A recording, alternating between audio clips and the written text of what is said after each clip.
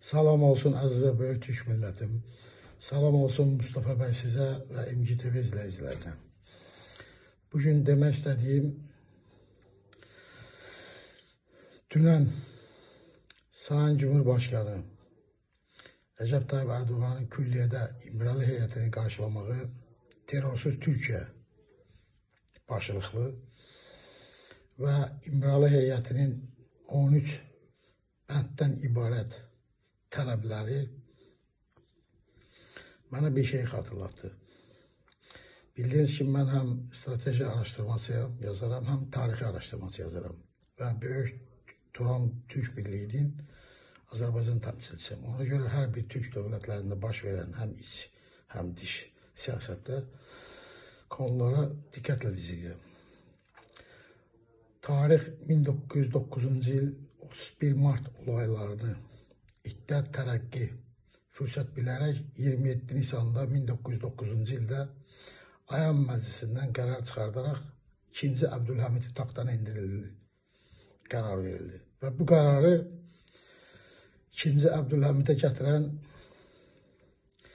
Gürcü Arif Hikmət Paşa, dirək millət vəkili, yəni məbusu Arnavut Əsad Tapdanı Paşa, Selanik'ten olan məbus Emanuel Karasu, Yahudi.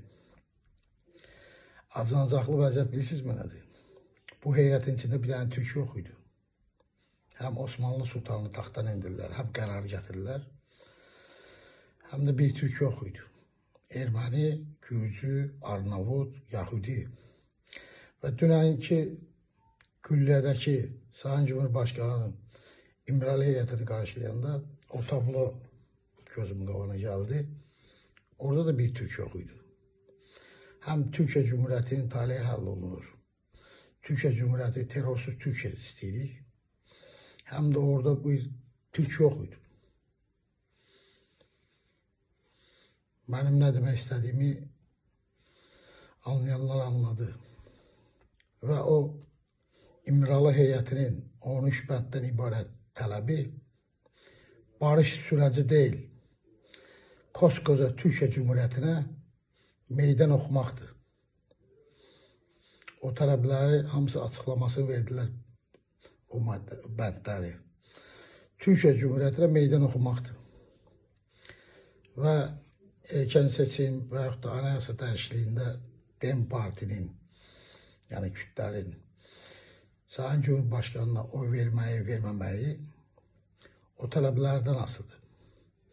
Edəsinizsə, anayasada dəyişiklik edəsinizsə oy verəcəyik, etməzsə verməyəcəyik. Yəni, koskoca Türkiyə Cumhuriyyətini sıxışdırmışlar. Baxın, üzərimizə gələn təhlükə çox böyükdür. Həm Azərbaycanımızın, həm Türk dünyamızın, həm də əsas bu dəqiqə bütün hədəf Türkiyə Cumhuriyyətimizdir. Mənim üçün Azərbaycan nədirsə də Türkiyə Cumhuriyyətim də odur. Bunun üçün hazırlıqlı olmaq lazımdır. Təhlükə çox böyükdür. Həm içdən, həm dişdən bizə saldırırlar. Uca Tanrım böyük Türk millətini qorusun və uzatsın. Nə mutlu Türk'üm deyənə. Allah'a emanet olun.